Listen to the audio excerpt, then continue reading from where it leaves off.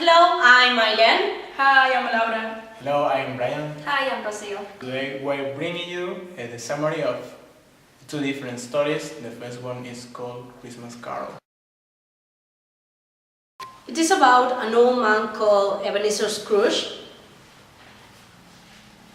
He was a 5 feet hand at the grindstone, an old sinner, hard and sharp as a flint, from which no steel had ever struck out, generous fire, secret and self-containing, solitary and austere.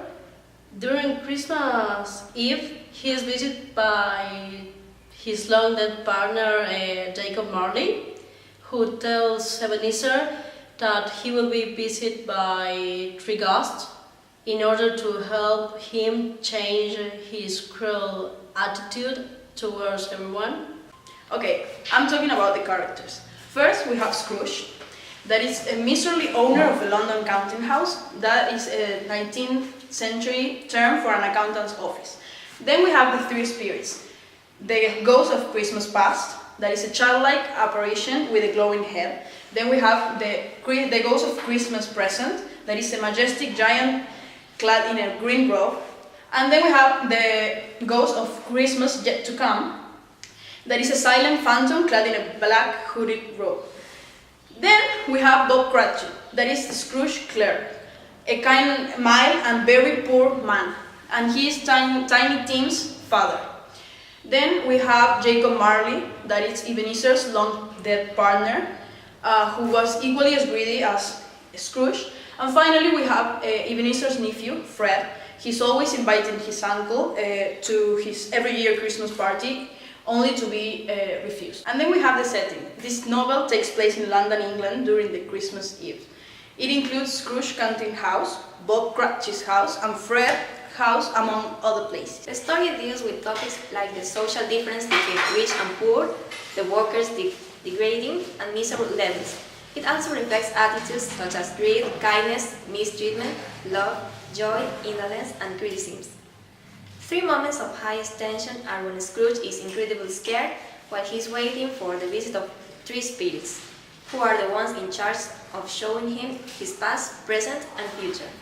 Another one is when Scrooge sees his own gravestone. Personally, I didn't like the story because it has plenty of words which means are difficult to understand, even though they are in context. However, it has an inspiring message. Learn from your mistakes, because it's never too late to change what you were doing wrong.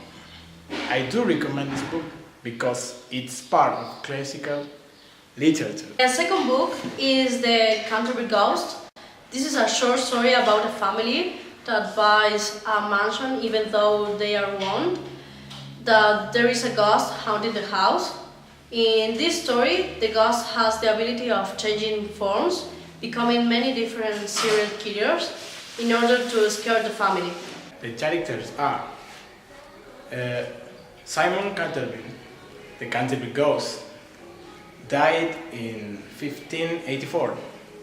An old man with red eyes and long grey hair. Mr. Otis, the new owner of the Canterville Chase, an American minister. An inflexible, rational man, pretty indifferent to the ghost. Mrs. Otis, a very handsome, middle-aged woman with fine eyes. She isn't scared to the ghost. Virginia Otis, a 15-year-old daughter. She is kind and with a willing heart, the only one in the family who's afraid of the ghost.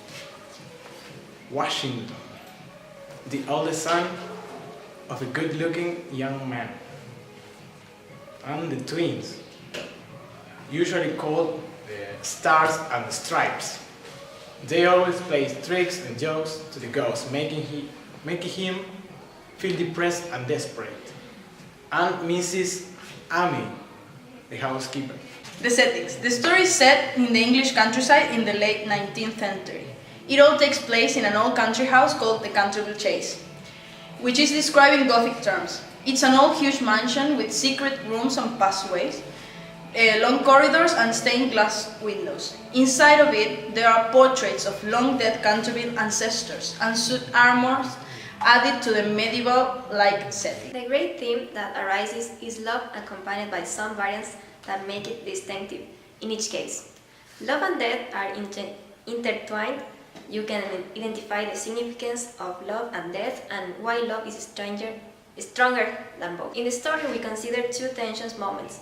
When the ghost asks Virginia to pray for his soul so that he can be forgiven and rest in peace, and the family thinks that Virginia disappears, but in fact she's helping the ghost to find peace.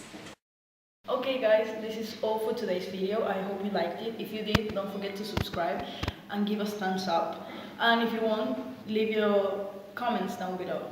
Okay, bye!